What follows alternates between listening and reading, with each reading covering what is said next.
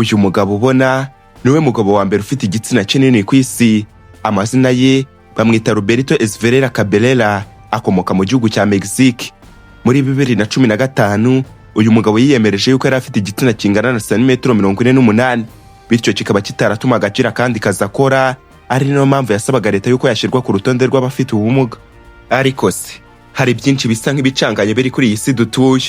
Ni munyemerere turebere hamwe byinshi kuri uyu mugabo wamamaye kubera indeshyo y'igitsina cye, bityo ibinyamakuru bikomeye ku isi bigakoze baba muri wino bikandika byinshi kuri uyu mugabo. Aha ngaho uraza gusobanukirwa byinshi n'uburyo uyu mugabo yashatse gukina filime z'urukozasoni zizwi nka pornography, ariko ibyo yitaga nk'amahirwe kuri we nabyo akabibura.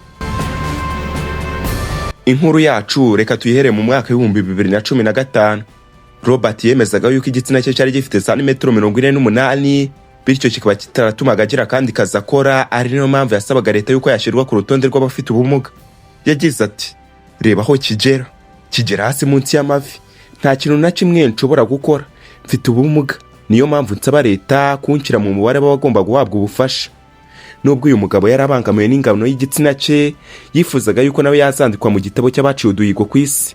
Ahanga yifuzaga yuko yazandikwa nk'umugabo ufite igitsina kinini ku isi, agasimbura umunyamerika bitaga John Falcon wari ufite igitsina cya santimetero 33.99 nk'uko Metro News yabitangazaga. Ahangaha yagize ati, ndi ikirangirire bitewe nuko mfite igitsina kirekire ku isi hose, kimishijwe nacyo, ndabizi neza ko nta wundi muntu ugifite. Ndifuza kuzandikwa mu gitabo cy'abantu bakoze ibintu bidasanzwe, nubwo mbona bo batabyitaho. Uko imyaka yagiye ishira indi gataha, twageze mu mwaka wa 2017, nuko hasohoka inkuru yanditse igira iti, Umunya-Mexique Roberto uzwiho kuba ari we mugabo wa mbere ufite igitsina kirekire ku isi, yanze ko bakigabanya, avuga yuko kimushimishije bitewe yuko nta wundi muntu ugifite kingana nk'iki. Ahangaha yavuze yuko ashaka kuba ikirangirire ku isi yose, aho gukururwa no gukora imibonano mpuzabitsina, bityo rero bikaba byaratumaga adashaka yuko bagabanya igitsina cye. Uyu mugabo muri uyu mwaka wa 2017 yari afite imyaka 54 y'amavuko.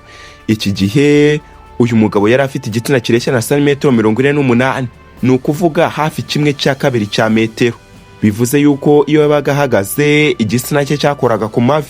Muri uyu mwaka wa 2017 uyu mugabo yaje kugirwa inama n'abaganga kugira ngo agabanyishe igitsina cye, ariko arakomeza aratsimbarara. Umuganga bita Dr. Jesus David Salazar Gonzalez yagize ati, twamugiriye inama tumubwira tuti, Roberto, ikiza kuri wowe nuko abaganga bahingana ku igitsina cyawe kugira ngo ubashe gukora imibonano mpuzabitsina mu rwego rwo kukorohereza kubyara. Ariko yarabyanze atubwira ko ashaka kugira igitsina kinini kurusha abandi bantu bose basigaye ku isi. Uyu muganga muri icyo gihe yakomezaga atangaza ko igitsina cy'uyu mugabo cyatangiye kuba kinini ubwo yari umusore. Ubunini bw'igitsina cy'uyu mugabo bwatumaga atabasha kuryama yubitse inda, ku buryo byamusabaga kuryama mu bundi buryo bwose butamubangamiye. Ubwo rero yari akiba muri Leta Zunze Ubumwe za Amerika, ngo Roberto yagerageje kuryamana n'abagore babiri, ariko umwe yabonye ingano y'igitsina cye maze ariruka, mu gihe undi yabihagaritse kuko yari atangiye kubabara cyane. Roberto yemezaga yuko igitsina cye cyamuteye ubumuga bitewe nuko atabonaga uko yambara impuzankano z'akazi nk'abandi ngo ajye gukora. Ngo ntiyanabashaga kunama ngo akore ku mavi, ndetse ntiyanabashaga kwihuta ku buryo aho yakoraga hose bamurebaga nabi. Yavuze yuko leta yatangiye kumuha imfashanyo nk'umuntu ufite ubumuga, nubwo yemezaga yuko iyo mfashanyo bamuhaga idahagije. Iki gihe yavuze yuko ashaka gusubira muri Amerika, akaba ari harangiriza ubuzima bwe yari asigaje kubaho, ndetse yavugaga yuko afite icyizere cy'uko azagerayo akabona umugore bahuje ingano ku buryo babana.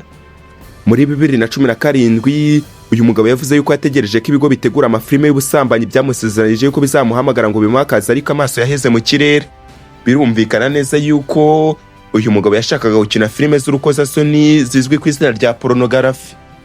Yagize ati, ntabwo nshobora kwambara impuzankano uniform nk'abandi bakinnyi b'izi filime, ndetse sinshobora gupfukama no kwirukanka bitewe nuko abantu babifata nabi bategura izi filime z'ubusambanyi. Bahora bambwira ko bazampamagara, ariko amaso yaheze mu kirere. Iki gihe uyu mugabo yavuze yuko yari afite agahinda kenshi kubera yuko yabuze akazi mu bigo bitegura filime z'ubusambanyi, aho yavuze yuko leta ariyo yamwitagaho ndetse ari nayo yamumenyeraga buri kimwe, ikamuha amafaranga n'ubufasha bwa buri munsi. Gusa mu mwaka ushize 2025 hari amakuru yakomeje avuga yuko uyu mugabo yakomeje kugira ibibazo by'ubuzima, harimo n'indwara zo mu miyoboro y'inkari, ndetse yewe ubuzima bwe bukaba bwari bukomeje kuba bubi kurushaho. Ikisumbuye kuri ibyo ngibyo kandi ngo nuko yakomeje kugirwa inama na leta ya Mexique kugira ngo iki gitsina cye bakigabanye, ariko undi nawe aratsembarara.